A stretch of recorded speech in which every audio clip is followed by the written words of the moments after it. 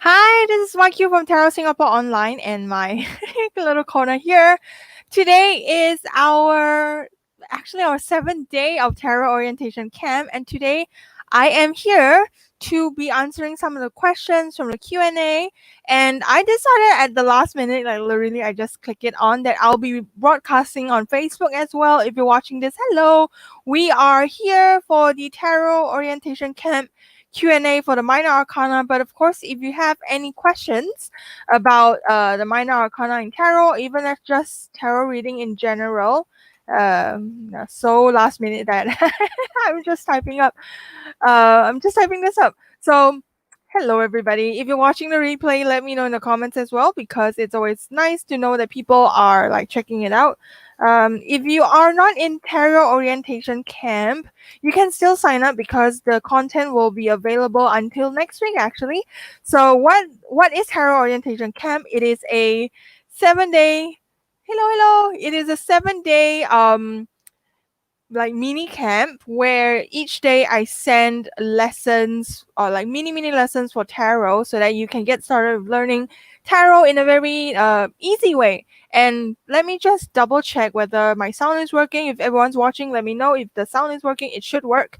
But yeah, so we are now today at the last day of tarot orientation camp. But let me see. But tomorrow on Saturday, we actually have a tarot Zoom party. So what's going to happen at the Zoom party is I'm going to be teaching how to conduct a tarot reading, and then during the Zoom party itself we will read I'm thinking I will read for ourselves, but actually it's just a group party where we practice reading tarot. So if you have a tarot deck, don't know how to read a tarot, stay tuned. I'll show you where to go for the link. Okay, so the link is not like anyhow gift, you have to sign up for it. So we are doing the minor arcana Q&A. I have a lot of questions today, which is awesome.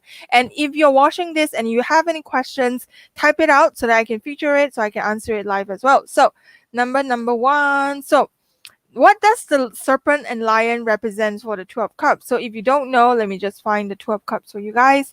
The Two of Cups is one of the like very nice cards. It's very like there's a loving energy to it. Let me see where can I find it. Yes. So the person was asking about the serpent and the lion here. So the serpent is actually the staff of Hermes. Hermes is a god of mischief, and he's also about commerce. So it's really about like coming together, a negotiation. So the Two of Cups, I mentioned that it's really about like two people coming together for union, and then they are actually like coming together. So the lion's head is more like passion, because it's like raw, and it's red. So red is passion when it comes to like when it comes to tarot. So if we combine like negotiation and the passion together, it's more like, you know what, this is like a love reading card. It's like people coming together to establish a relationship, and sometimes it's a romantic relationship, which is cool. And then the next thing we're gonna look at is you know what I should do? I should make this really easier for me. So let me just share share application. Yes. Okay. So this will be great. Okay. So we answered that with Two of Cups. And then what does the falcon represent in the Nine of Pentacles? So the Nine of Pentacles is this card. It's my basic reading is basically like enjoyment of your, like the fruits of your labor. But if we look a bit more clearer, I can't say things sometimes. If you want to look a bit clearly, the bird, it seems to have like a hood over it. So my interpretation of this bird is like, yes, we are enjoying like the fruits of our labor, but we are also trapped by the fruits of our labor. So there are many ways of looking at this card. One of the interesting meanings that I actually like we discovered in one of the workshops with one of the students is that, is this woman like a kept lady? So basically, is she like a mistress, or is she like a daughter of a rich person? And then she is not able to go out. Yes, she is enjoying all the fruits of whatever it is, but she's not able to go out fully to enjoy it. So that's why the bird is there. It's kind of like, yes, you are like well taken care of, but you are still like the pet of someone else. And then some interpretations of the falcon is that, well, you know, it represents like the mind, it represents like intelligence. So it really depends on the context, and it really depends on how you see the card.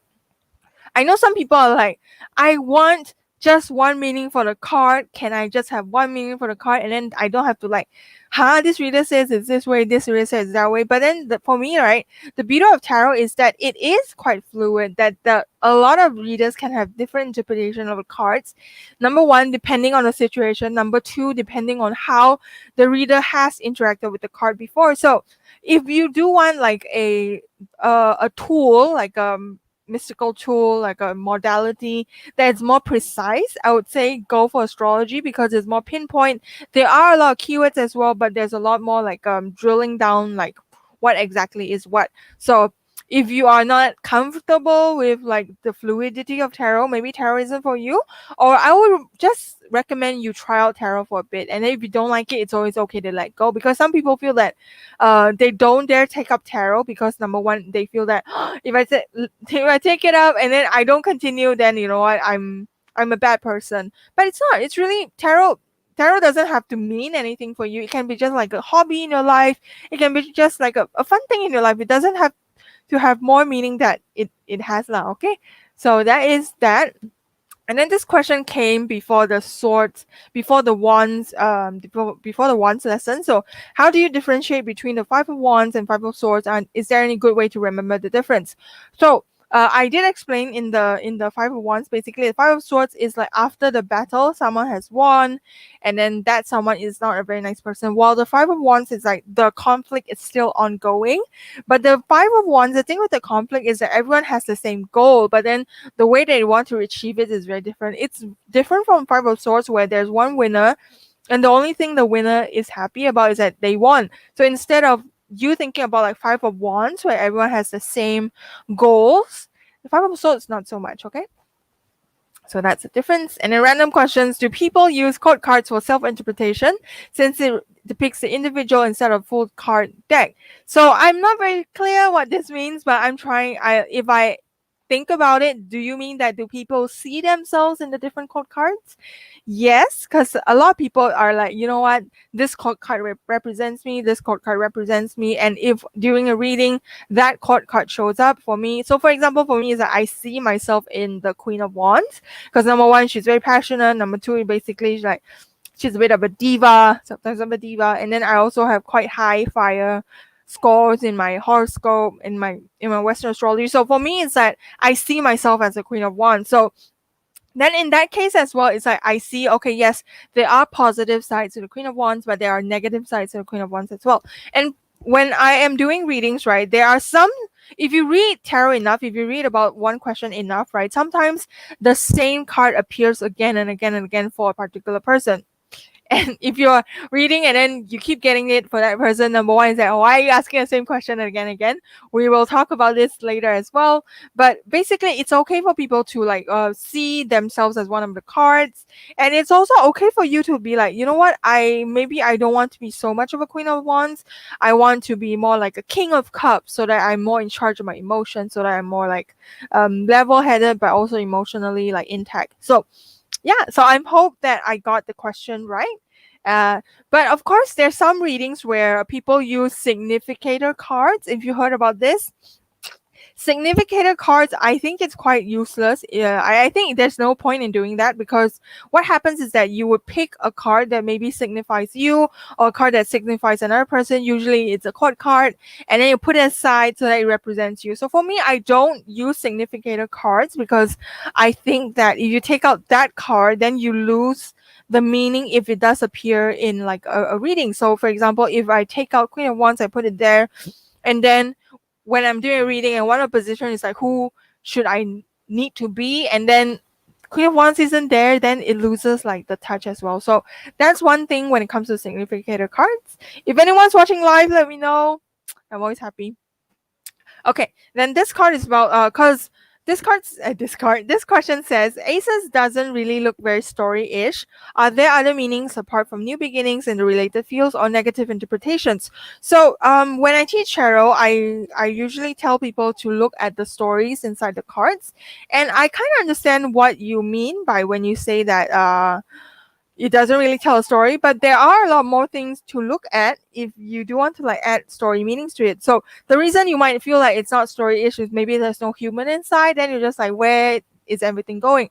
So for me, there is a story when it comes to like when it comes to one of the aces. So for example, there's a garden here, and then there's a door. Is it telling you that you should walk out this garden, or is it telling you that you should be like planting your pentacles in this garden? And then there's a hand. Is the hand of God? Is the hand the universe giving you the opportunity, or is this hand yourself that you are grabbing the opportunity? And then even the pentacle itself, why particularly pentacle? Why not wands? Why not aces? Why not like the other cards? So there are stories in it, but it really depends on like how you want to see it. So sometimes if this one shows up, if this one shows up, right, I can say, okay, you know what, there's money opportunities coming in, but are you taking it? Are you actually walking out to make it happen, or are you stuck inside? So I would say that there is still a story, but then because in the mini lessons is that I'm not diving too deep into them, because basically it's just an introduction for everyone when it comes to the tarot, so that's why I didn't go too deep into them.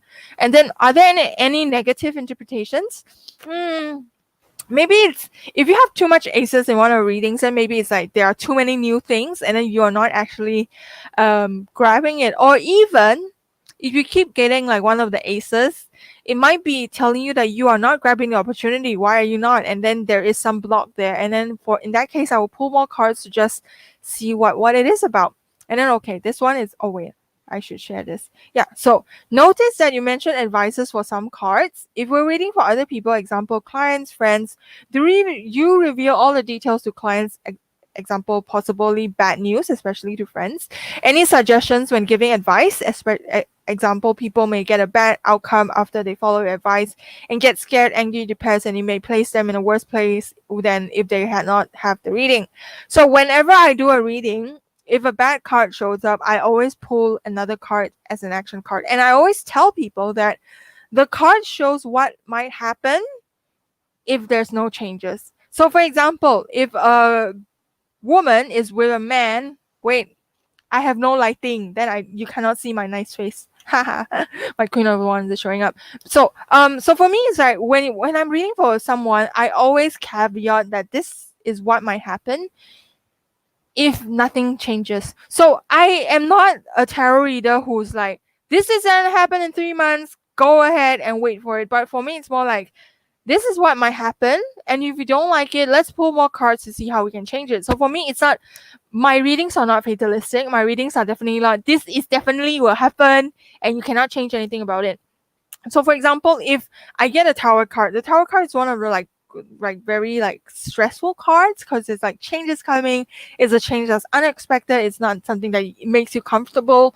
Then I would say that let me just pull more cards to see how we can overcome this, or let me pull some cards to see, how this might manifest. So it's really that when we are doing readings, we are not telling people that this is what will happen, full stop, and then we go home. Because reading tarot, we don't it's like, I want to say that as a tarot reader, as any spiritual practitioners, we are not bigger than the whoever's up there. We are not bigger than the universe. We are not bigger than the clients themselves. The clients always have free will. Number one, do they want to take your advice? No, then they can go away.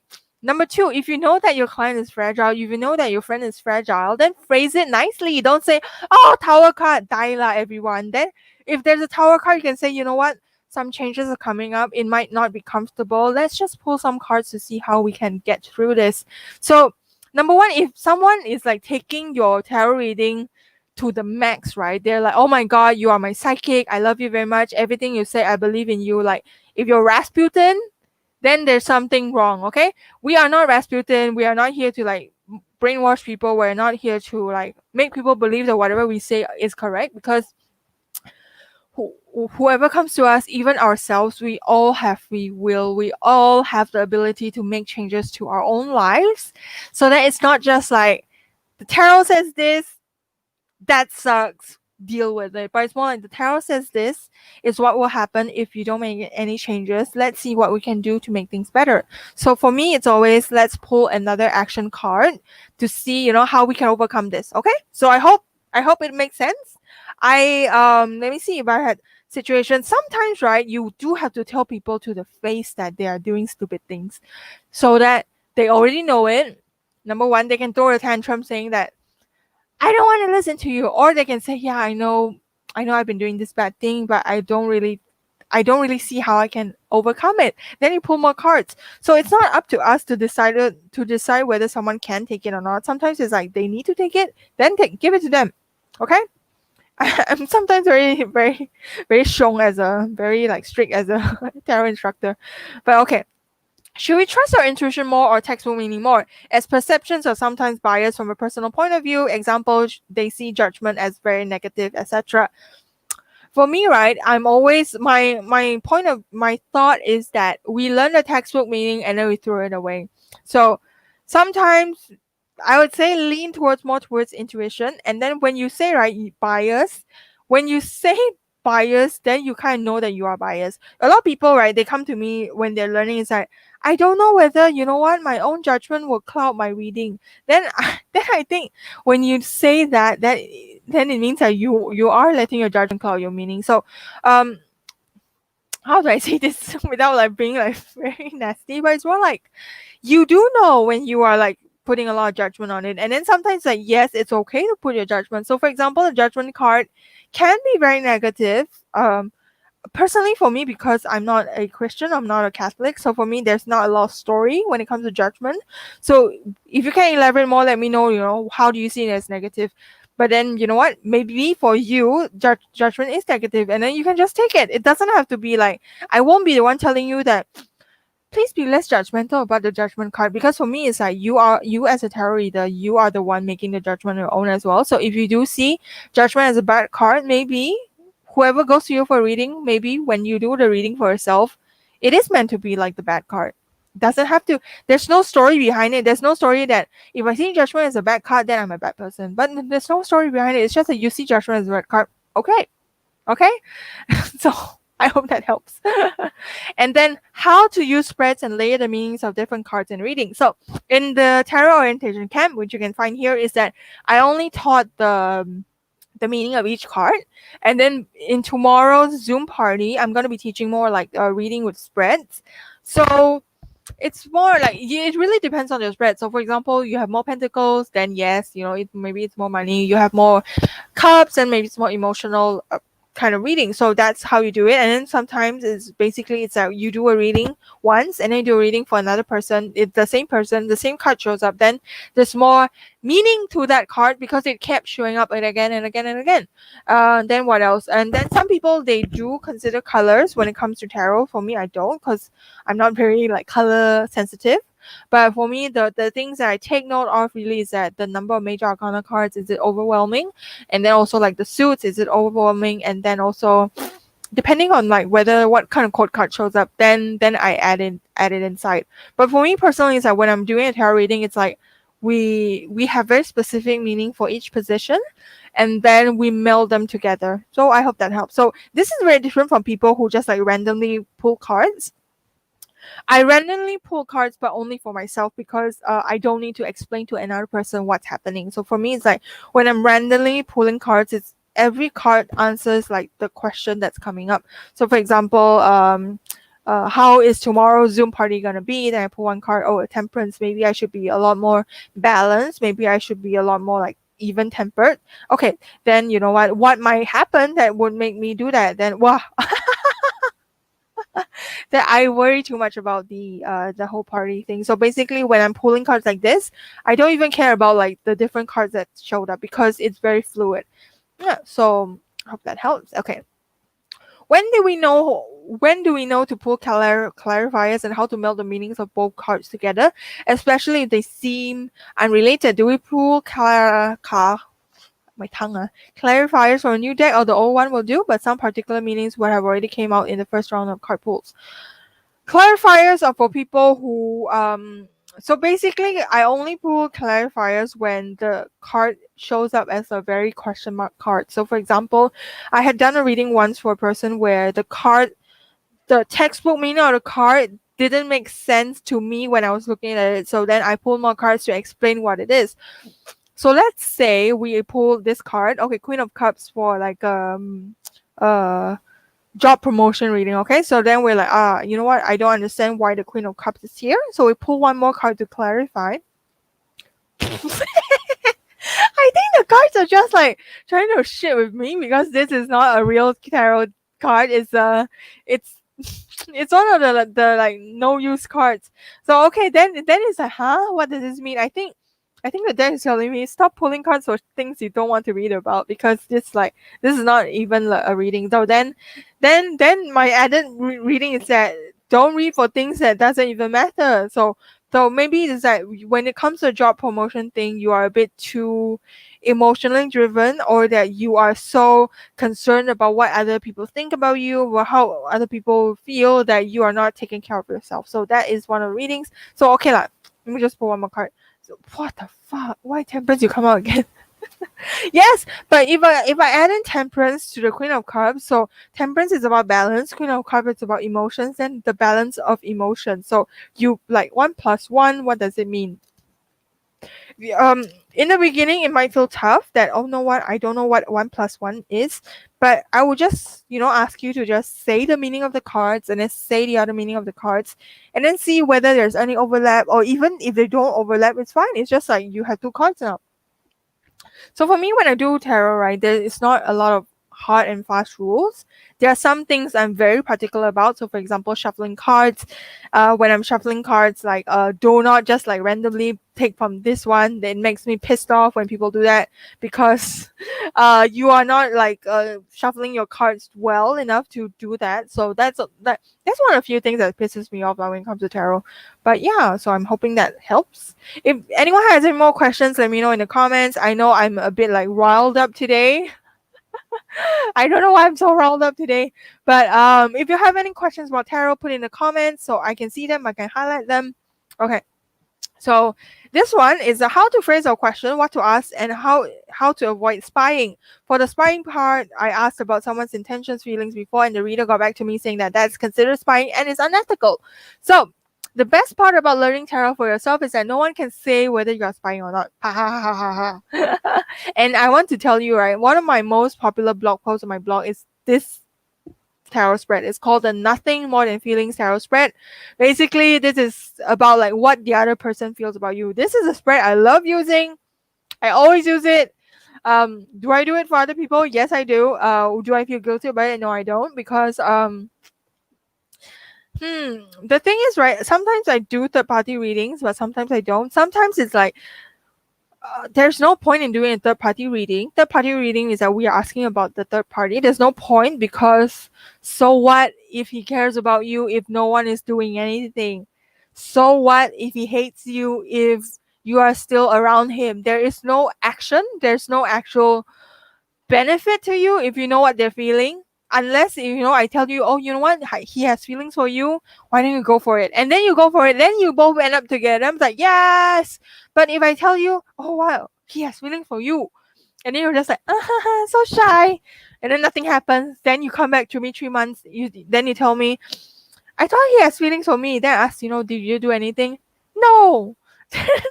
Like face palm, because tarot, right, even if tarot tells you something good and then you are not like taking the opportunity, like taking the action to make things happen, it's not gonna happen to you.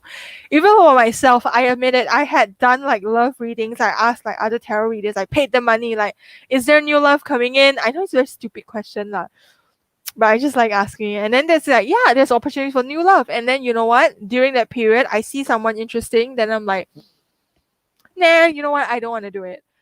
You have the free will to, number one, choose whether you want to take action or not. And then number two is that if you don't take action, don't blame the reader. And yeah, so that is the part on spying. But then how to phrase our question. So the thing with phrasing question is that you want to phrase questions that are empowering. So for example, what is happening to me might not be so empowering, but if I'm doing a reading where it's like what's happening now, what are the blocks, what are like how I can overcome it. So for me, it's always that there is a card that represents the action you want to take, the action you need to take, so that you come out a bit better. Because a lot of times when people come to us for tarot reading, or even when we go to the cards for tarot reading, we are facing a situation where it feels hard. It feels like no matter what I do, it's not going to work out. And then for the cards to be able to show us that, you know what, there is a path you can try, why don't you try it, it's much more empowering versus like just reading for like what's happening now, and then it's a shit card and you're just like, I'm so poor thing, I have a shit life. But it's more like, you have a shit life now, okay, what can we do about it? Let's make some changes, let's see where is the shit coming from. Then maybe like, oh, you want the terrible things are happening because you are not like asserting your own rights, you are not like speaking your own mind, you are just like letting people step all over you. That could be one of it. Or it's like the other person's a dick, what are you going to do about it? Then let's pull some more cards to do that. Okay, what to okay, then yeah, so the spying part really is that it really depends on the tarot reader whether they want to take on third party readings. But I would say that once you know how to read tarot on your own, you can spy all you want. I don't care. I mean, I already told you that one of my most popular tarot spreads, one of the most popular spreads that I use for myself is actually this spread where I keep asking about someone else's feelings. And then what do I do with it? So for me, maybe I'll tell stories. That for me, it's that when I do this tarot spread, it's for me to understand that if I do want to continue with whatever that I'm doing now, whether it makes sense or not. So sometimes it's like I pull the cards and then the person is in a bad space, then maybe I give them more space, or maybe the person is a good space and I'm not in a good space. So for example, it's the one of the readings, one of the position here is how you feel about yourself in a relationship. It's very important. It doesn't matter what the other person feels about you, but how do you feel about yourself in the relationship? You know, where is the you in the reading? If you're just asking about what other, especially I think this one, the spying part might show up if you are just asking for free card pull lah, just one card, then yeah, then I will tell you don't ask about that. Ask about something more empowering. But if you are doing a full spread, if you're asking a reader to do a spread that is a lot more elaborate, that doesn't just focus on that one thing about how the other person feels about you, I would say it's a lot more empowering, right? So screenshot this if you like this. It's one of my favorite spreads.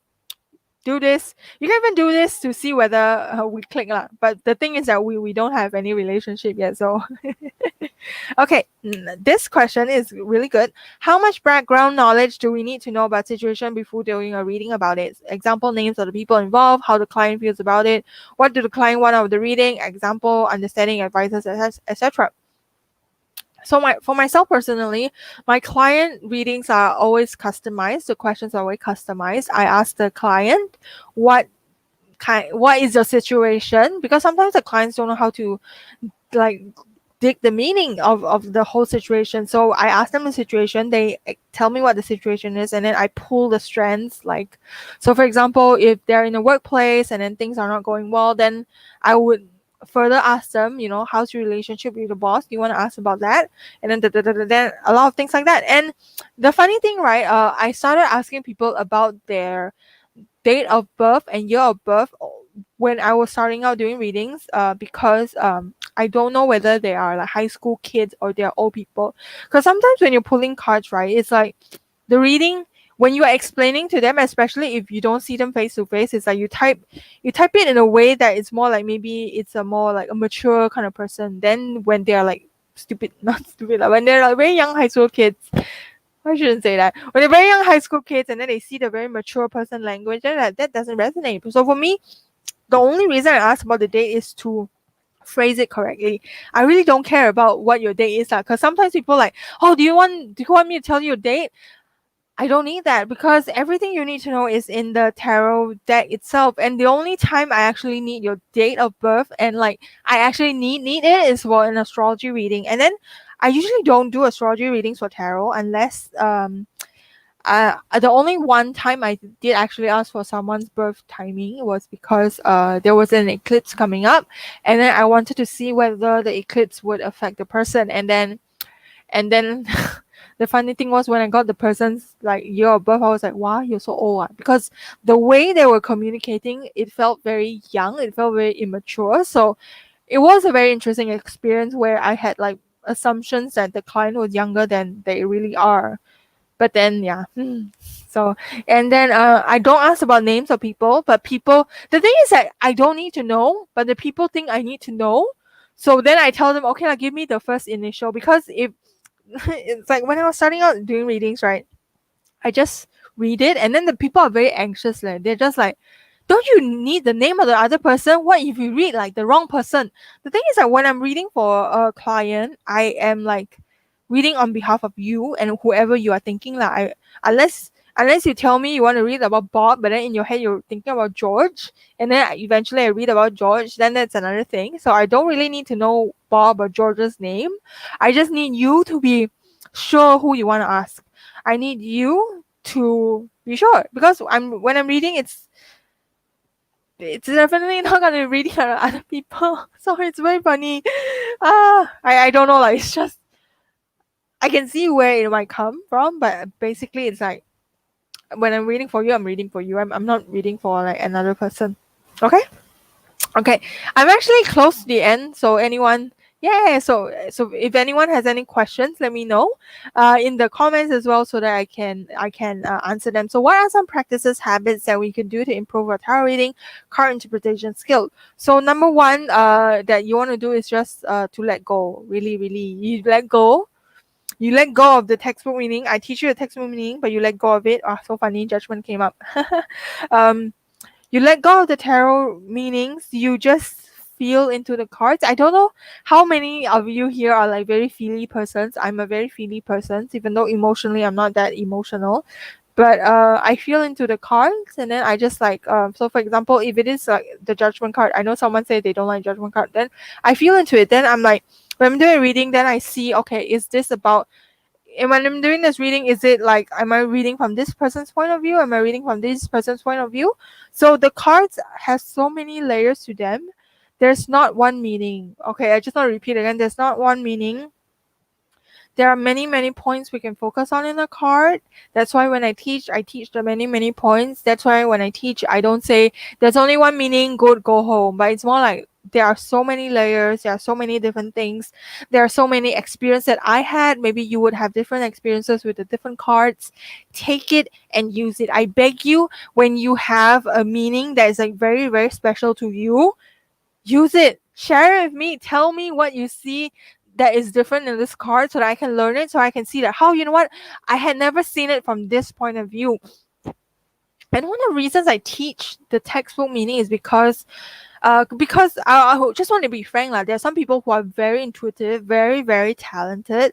They take a deck, they can just like, wow, tell stories. They can be like amazing readers, and then the thing is that whatever they read is not a textbook meaning at all, but it makes sense to their clients. Great, awesome.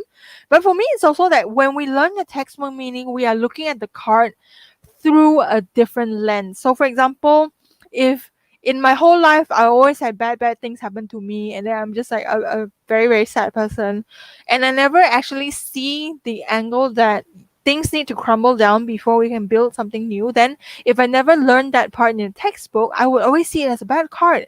And the reason we want to learn everywhere from everyone, it's not everyone but it's more like, we want to learn the textbook and we also want to learn from ourselves, is because we want to see the different angles. We want to see what is it that I might have missed out from a card. And then it's also interesting because so I had some people come to me saying that they have so Alexandra, I'm not actually doing any astrology today, okay? Yes, yeah. Okay. But if I let go of the textbook meaning, right, then I will totally what the card's formal meaning. Huh? Okay, I totally forget. It's okay to forget. So for example, so it's okay to forget. I mean that when you let go, it's okay. Okay. When you let go, there is still inside you. So unless number one is that I guess, can you explain like the process when you're reading a card? What do you mean by completely let go? So for example, if I'm looking at the star, right? In my head, I know it's about new beginnings. In my head, I know it's about like how things might not look so bright now, but then things will be better. But then really it depends on the scenario we're asking. Maybe someone is asking about a totally different thing that maybe there's a different angle that we can look at. So it's like, you can have both. Okay, I say let go of the text meaning. When I say let go of the text meaning, it means that you don't look at the card and then start like reciting what the keywords are. You don't start thinking that, oh, YQ says it's about this, that's why it's this. But it's more like YQ has says this about this card, but I'm seeing something different here. Then trust whatever you're seeing something different. Trust it. Take it. I'm not gonna say, yeah, you forgot what I told you. You are a bad girl. You are a bad student. But no, I would say that great. You let go of my meaning because number one, maybe it didn't make sense in this scenario. Maybe you do have to use the intuitive reading that you have got. So for me, it sounds like contradicting. It sounds like I'm telling you to study, but I'm telling you to let it go. Okay. So I don't know whether it makes sense to you all. So basically, it's that you see a card, see it as the card, good to have. So it's like when I'm seeing a 10 of cards, it's good to know that, okay, it's a happy card. It's good to know. But you don't leech on the meaning that, you don't leech on like, it is always about being happy, because sometimes it's like, let me see. I'm trying to see like whether there's any sadness from this. Okay, this is a happy card, but sometimes it's like, yes, you are happy emotionally, but maybe there are other things that are lacking. So in contrast to this, the 10 of Pentacles is like material happiness, but then this card, okay, I guess this card, the non-textual meaning is that for a rainbow to happen, right, it always has to come after rain. So that's why it's like when you're looking at the card, you realize that, hey, you know what, there's a rainbow. Maybe there was a rain just now. Maybe that all these people have went through very, very bad situations, but now they're able to come back and then become happy because of the bad things that they had gone through. So that is what I mean when it comes to like letting go of the textbook meaning. So I hope that makes sense. But let's also see here, okay? Sometimes if I'm doing a Celtic Cross reading, it's really overwhelming, 10 cards a lot, and sometimes my mind go blank. I don't like the Celtic Cross at all. I like the mini Celtic Cross. So I'm going to be teaching the mini Celtic Cross tomorrow. Because number one, the Celtic Cross itself is I just want to debunk something. Like the Celtic Cross people might tell you, oh, it's an ancient tarot spread that came from the Celtic legends. No, it's by this white guy who just like, guys, let's make tarot seems amazingly spooky. Let's just have all these 10 cards and ask like very random shit that sometimes we don't even need. And then people see it, they can be like, oh my god, you're so cool. You're reading 10 cards. I want to do that too. But then they say, no, you cannot do that. You can only do that when someone buys you a card, buys you a deck. Then they keep like blocking people from doing it. So for me, it's like the 10 card Celtic Cross spread is just not so useful.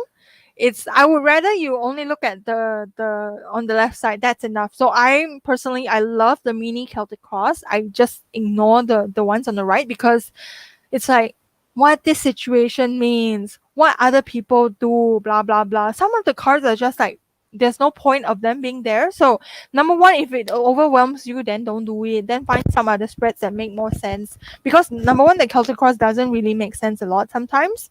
It is just a fabricated tarot spread by stupid, but the stupid white guy, because he's like, he's a white guy. Okay, I don't mean that lah. Yeah, so Alfred is, so 10 of Cups is like brave the storm and the rainbow will come. So if I'm like textbook meaning it's about happy family, but my client is going through tough times, what does it mean? Then I would say that it means that you had to go through this tough time so that you can enjoy the rainbow. It's like if you were like constantly at the level 10 happiness, you will never know what happy is because it's a normal for you. But when you actually had a dip of like, this is what terrible feels like, and then you climb back up, then you know what happiness is and then sadness is, and then you become like a full human being that is like an all-encompassing. Yay. So Alexandra is asking about a question, right? Actually, I'm not doing questions now. At first I thought there wouldn't be a lot of questions when it comes to the tarot stuff, so I was like, yeah, you know what, I'll demo a reading, but I don't think we do have time for that. So in sorry about astrology as well, today we're covering tarot. Yeah, okay, actually those are my questions. So there's an anxiety in your name, so I don't know whether it's also that whatever you do, there's always like a sense of anxiety when you're doing it. I don't know, but then it's like the thing with tarot is that don't take it too seriously, guys. Don't take it so seriously that wow, the card shows me this and then this is going to happen. I would say that the cards are there to help you as a guide, as a tool. Think of the cards as a friend. So sometimes, right, your friends can be like very, very bad advice givers, or they think that they're amazing advice givers and then you never take them. So use the cards as a friend. Don't think of the cards as, you know what, oh, this is a message from God. That's why I can never like be let go of the meanings of cards, or when a card is shit, that means that my life is shit. But think of them as a friend. They are giving you some advice. You can take it, you don't take it. If you're reading for clients, the most important thing to know is that is to help them get through whatever they're going through, and then to make them know that they have the choice to choose the path that best for them. So for example, if we're doing a reading and then it says that, you know what, maybe your job is not that secure, we don't just let our clients go and then like, oh my god, then they're just really very sad and then they got fired and then they're super sad all the time, and then they go around telling people, my tarot reader said I'm gonna get fired, I'm so poor thing. What you do is that you pull cards. It's like, why is this happening? Okay, maybe, you know, there's nothing we can do about it. Then let's pull more cards. What can we do to make this better? What can we do? So always pull an action card to help the client. Always have like an uplifting end to it. Yeah. So yeah, so Alpha is it's great. Use the card to create awareness and see how you can make sense out of it and move forward. Moving forward is our goal. Our goal is not to let people like keep on holding to the cards, keep on holding to like whatever it is. And the thing with me is also, right, when I'm doing readings for clients, I don't remember them. I don't remember the readings, and it's always them coming back to me that, hey, you know what, the reading that you gave me, even my own readings, I don't really remember them, because for me it's always that, as Alfred said, it's basically to create an awareness, to know. I want you to live in the present. I don't want you to live in the future that hasn't happened yet, in the future where you can change and then you're not changing because you think the cards are the cards are already saying that the future will never change. I want you to live fully in the present using the cards to understand what is happening now, so that you are able to make better choices for the future. Okay, so yeah, so tomorrow there will be a Zoom party. The Zoom party is a private party. What you can do if you want to come is go to tarotfromzero.com, sign up, click through some of the lessons, and then the Zoom party link will show up. So let me just show it for you guys. So if you guys aren't in the what's it called, the tarot orientation camp, please join us, because you will get 7 days of lessons. Let me just see. Yeah, am I in the right? Yes, learn more. Okay, so I'm gonna share screen. So I'm hoping. Yeah, okay. So this is tarot orientation camp. If you sign up tarotfromzero.com, you will get this. And then we already have the 7 lessons there. You can always binge them. Tomorrow is a Saturday. Binge all of them like it's Netflix. So for example, view this module, watch the videos. Okay, sometimes they're text, but I would say watch the videos. The videos give you a lot more information than the text does. And once you have clicked enough lessons, there's a bonus lessons teaching you how to interpret a tarot card without knowing the textual meaning. One of my favorite things to do. Then you click some more modules, you will come to the bonus Zoom party. Okay, so yeah, then everyone can see the link, but yeah, boom boom boom to go out.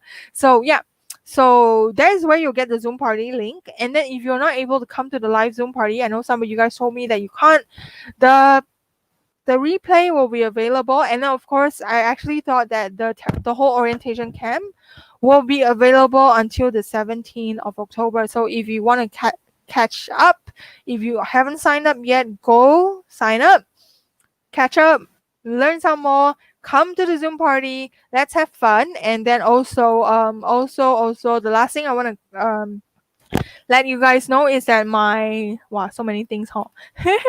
My tarot course is reopening soon. Why don't I have my tarot course here? So weird. My tarot course is reopening soon. Let me just find it. I actually have a new name for it lah. So wow, you see so many shit that I have.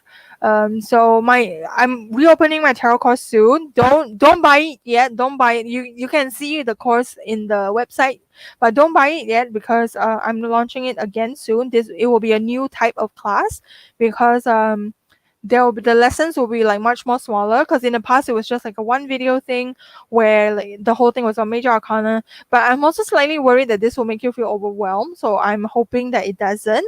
And if you're already my student, I mentioned that you will actually get access to this, so don't worry. Yeah, so I'm hoping to see you guys at the Zoom party tomorrow. Go to tarotfromzero.com. If you have any questions, I'm going to be putting up like another Q&A thing as well, so you can put it inside so that I can answer you at the Zoom party. You can always watch the replay.